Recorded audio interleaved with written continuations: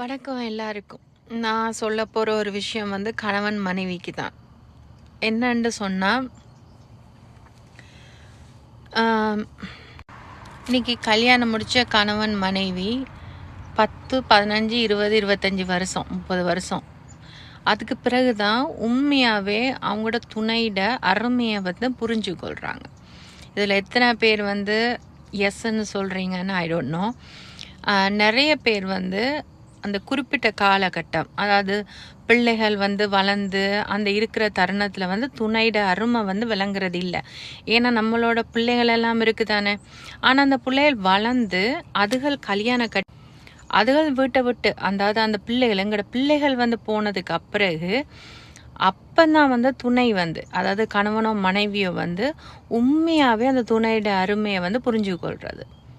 So அது வரைக்கும் அதுக்காக அன்பு கூறையிலன்னு சொல்லல, அன்பு வச்சிருப்பாங்க. பட் ஆனால் மோர் அன்பு வயது கூடினதுக்கு பிறகு தான் இது உண்மை.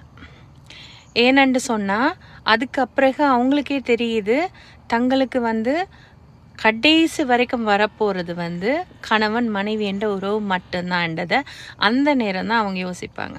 அதனால தான் ஒரு ஒரு ஒரு படத்தில் ஒரு ஒரு நபர் ஒரு ஆள் அதில் சொல்கிறார் ஒரு டயலாக் ஒன்று, முதுபேல எதையும் இழந்துடலாம், ஆனால் மனைவி கணவன் என்ற உறவை மட்டும் இழந்துடவே கூடாது, அது கொடுமையிலும் கொடுமை என்று.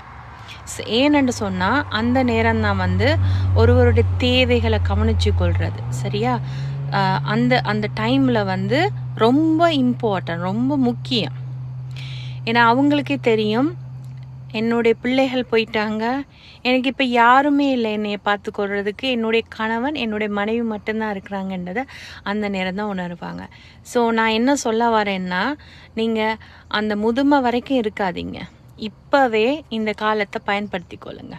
உங்களுக்கு ஒரு நபர் இருக்கும்போது அருமை விளங்காது, இல்லாட்டினா தான் அந்த அருமை விளங்கும். ஸோ அதனால் உங்கள் கணவன் மனைவின்ற உறவை இப்போவே தக்க வச்சுக்கொள்ளுங்க.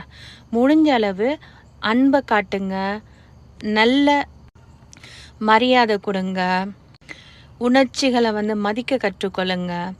எப்போவுமே அவங்களோட சந்தோஷமாக இருங்க. ஒரு சின்ன விஷயம்னாலும் சண்டை பிடிக்காதீங்க, கோபத்தை வெளிக்காட்டாதீங்க, வார்த்தையில் விட்டுறாதீங்க. ஸோ முடிஞ்ச அளவு அவங்க மேலே எப்போவும் அன்பை காட்டுங்கள்.